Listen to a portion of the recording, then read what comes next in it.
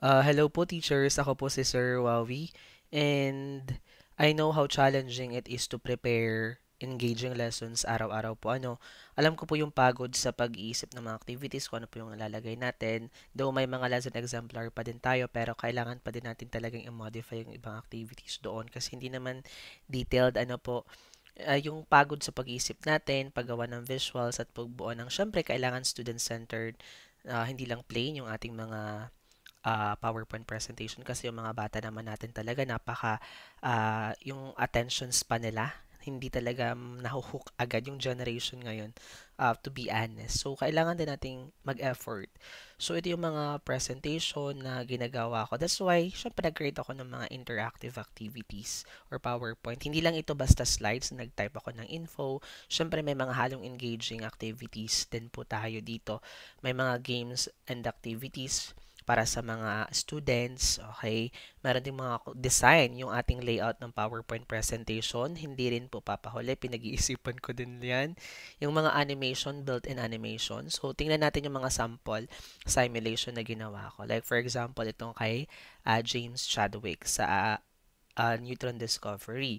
Okay, yung kay um, Rutherford, yung ating sa gold foil experiment. As you can see, simple simulation lang, especially dun sa mga walang internet sa school kasi hindi naman tayo makapag-open ng website, diba? Kung yun sa mga bundok. Ayan, Millikan All Drop Experiment. Okay, meron din tayong kay J.J. Thomson, yung cathode ray, para mapakita natin how the cathode ray passed from the cathode to the anode. So, meron ding mga games dito. Bawat lesson, syempre, pinag-iisipan ko. Tingnan natin itong lesson 2. Okay, for example, this one, okay, review part. Ayan, sa design pa lang, very giving na. So, hindi na talaga tayo lugi kung mag-avail po tayo ng PowerPoint presentations. Lahat po talaga ito ay um, uh, pinag-iisipan lahat. Okay, so, para sa mga nagsasabi na baka sila ay lugi pa, okay, hopefully naman walang ganun kasi ang hirap po talaga sa totoo lang gumawa ng mga PowerPoint presentation na ganito.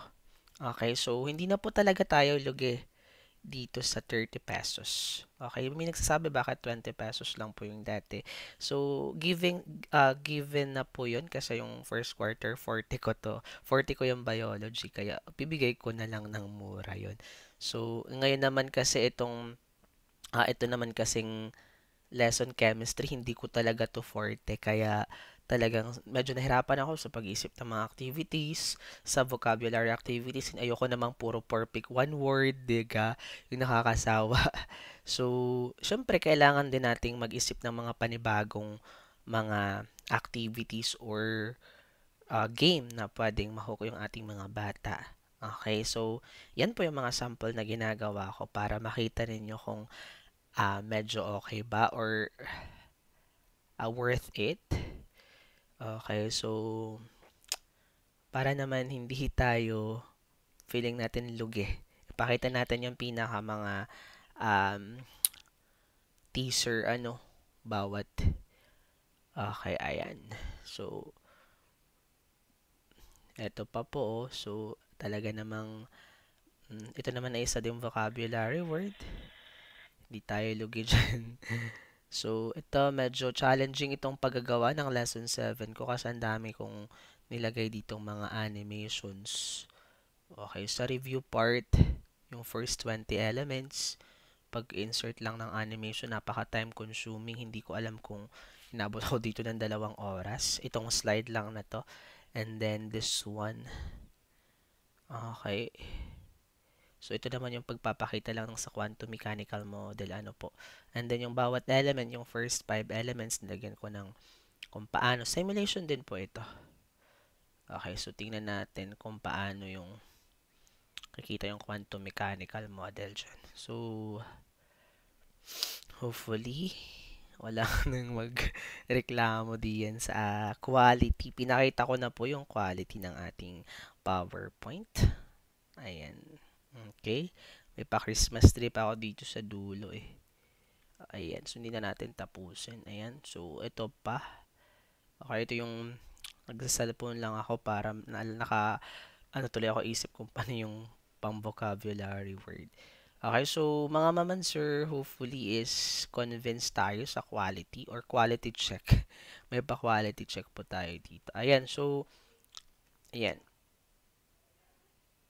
And sa tunay lamang po, ang bawat PowerPoint po na ginagawa ko, it takes me days po talaga or weeks, yung first, especially yung first lesson, isang linggo ko po yung ginawa. Kasi syempre hindi lang naman talaga dapat informative ano, dapat enjoyable sa part ng student. At alam ko din mga teachers na mag-enjoy din kayo dun sa mga PowerPoint na prepare ko ano. So, ayan po. Ayan, kung interesado po kayo, yun nga, yung sabi ko, 30 pesos na per lesson. Kung gusto niyo pa rin po ng buong quarter package, mas makakamura kayo. Kasi pag paisa-isa is, yun nga, ano po, and may mga inclusions naman po yun.